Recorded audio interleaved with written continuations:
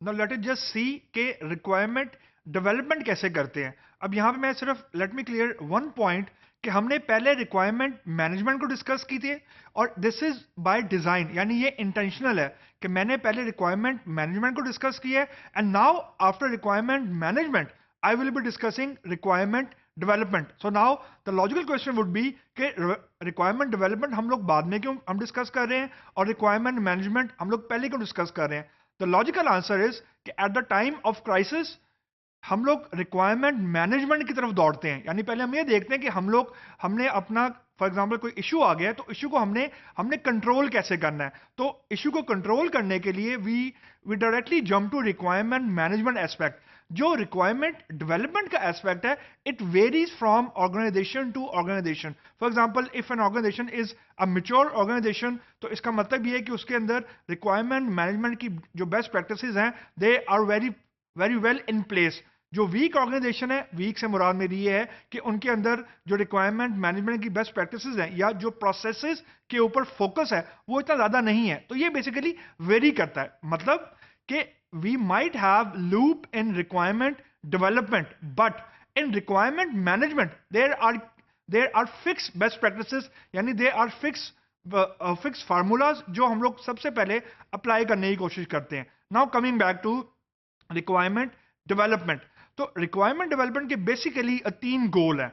सबसे पहला गोल ये है कि you need to come up on a common ground with the client, या मैं यू कह रहा हूं इसका मतलब है प्रोजेक्ट मैनेजर या सॉफ्टवेयर हाउस के रिप्रेजेंटेटिव के प्रोजेक्ट मैनेजर और जो क्लाइंट है, they need to agree on certain features.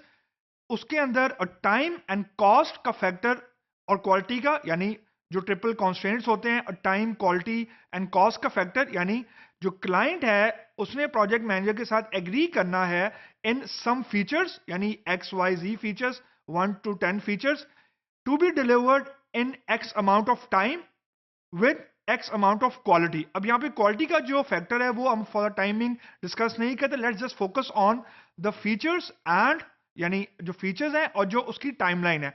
तो पहली चीज एग्री करनी है जिसको हम बोलते हैं scope of the project. Mean client ने प्रोजेक्ट मैनेजर के साथ एग्री करना है कि उसको कौन कौन से फीचर्स या कौन कौन सी फंक्शनैलिटी एक्सपेक्ट कर रहा है वो बाय द प्रोजेक्ट मैनेजर, यानी development team. That's point number one कि रिक्वायरमेंट डेवलपमेंट के अंदर basically scope of the project आप लोग डेवलप कर रहे होते हैं। पॉइंट नंबर टू, जब हम ये कहते हैं कि हमने स्कोप ऑफ द डॉक्यूमेंट या स्कोप ऑफ द प्रोजेक्ट हमने बना लिया, तो एक्चुअली किस बात को रेफर कर रहे हैं।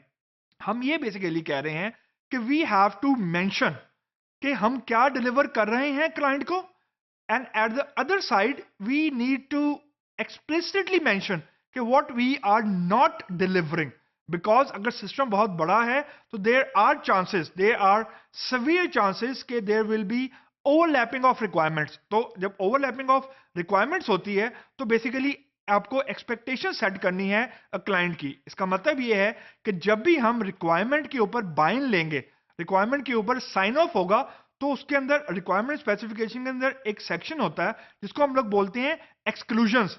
एक्सक्लूजन से मुराद ये होती है कि things which we are not doing explicitly we need to write it down. It seems to be very odd कि हम ये क्यों बता रहे हैं कि हम क्या नहीं बना रहे, लेकिन एट द टाइम ऑफ जब हम नेगोशिएशन कर रहे होते हैं या हमारे पास कोई डेडलॉक आ जाता है, तो this section actually help us out कि हमने क्या कमिट नहीं किया था। तो ये दूसरा पॉइंट। आखिरी पॉइंट ये है कि we need to have an artifact जो कि किसी रिपोजिटरी में प्लेस होगा। रिपोजिटरी से मुराद ये है कि हर कंपनी के अंदर कोई PMIS होता है, यानी प्रोजेक्ट मैनेजमेंट इंफॉर्मेशन सिस्टम। अभी PMIS को आपने समझने की जरूरत नहीं है, सिर्फ ये समझे कि there is a common repository जहां पे हर प्रोजेक्ट से रिलेटेड तमाम डॉक्यूमेंट्स पड़े होते हैं, एंड RS या SRS is a one core document. तो रिक्वायरमेंट डेवलपमेंट की जो आउटपुट है, या कोई अगर हम ये कहें कि क्या चीज हम लोग अचीव कर लेंगे, तो हम ये कहेंगे कि हमने रिक्वायरमेंट डेवलपमेंट कर ली है।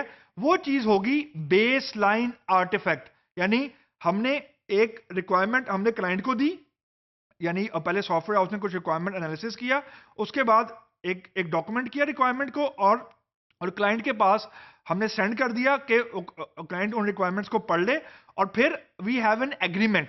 अब वो जो एग्रीमेंट या जिन रिक्वायरमेंट्स के ऊपर एग्रीमेंट हुआ है, उसको हम लोग बेसिकली बेस लाइन आर्टिफैक्ट बोलते हैं, या वो आरएस है जिसको हम बार बार रेफर करेंगे जब भी कोई क्राइसिस आएगा, या जब भी कोई डिफरेंस ऑफ ओपिनियन आएगा, या डिफरेंस इन एक्सपेक्टेशन आएगा। तो बेसिकली हमने स्कोप फाइनलाइज करना है।